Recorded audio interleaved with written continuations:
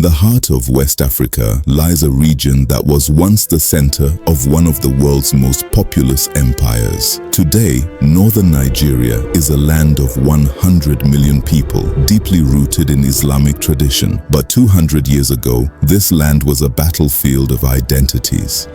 Kings claimed to be Muslims but practiced ancient sorcery. Nomads were taxed into starvation.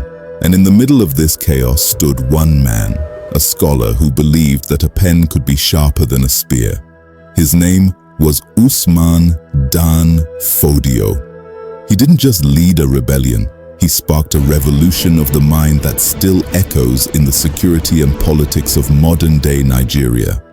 This is the story of the Sword of Truth.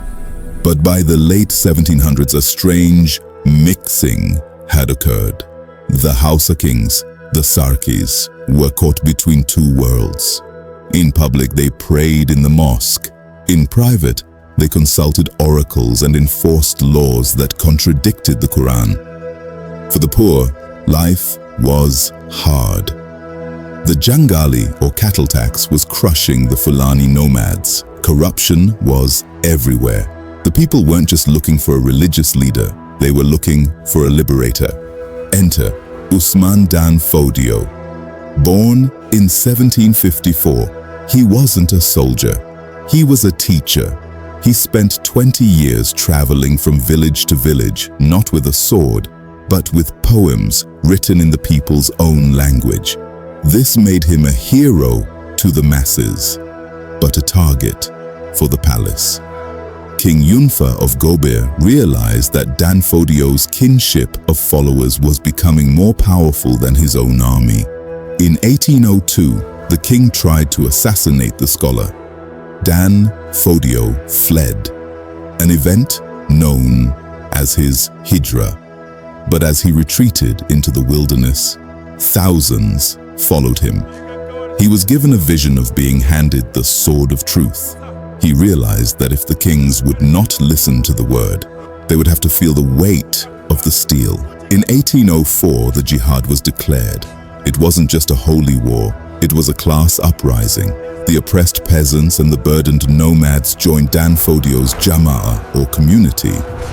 By 1808, the impenetrable walls of Gobir fell. Meet Nana Asma'u, Dan Fodio's daughter. While her father and brother, Muhammad Bello, were organizing the state, Asma'u was organizing the women. She was a brilliant poet and polyglot who spoke 4 languages. She created the Yantaru, a network of female teachers who traveled through the empire to educate women in rural areas. Under the Caliphate, literacy became a weapon against poverty. In just 30 years, this empire produced more books than the previous 800 years of history. This was a black intellectual renaissance happening in the heart of Africa. But did the jihad ever really end? Today we see a north that is still grappling with the structures Dan Fodio built. The tension between pure Islam and traditional culture remains. The struggle for justice in the Sahel continues. Some see the jihad as the birth of a unified northern identity. Others see it as the root of modern religious friction. At the Keenest Kin, we believe that to solve the problems of today, we must look at the Sword of Truth from yesterday.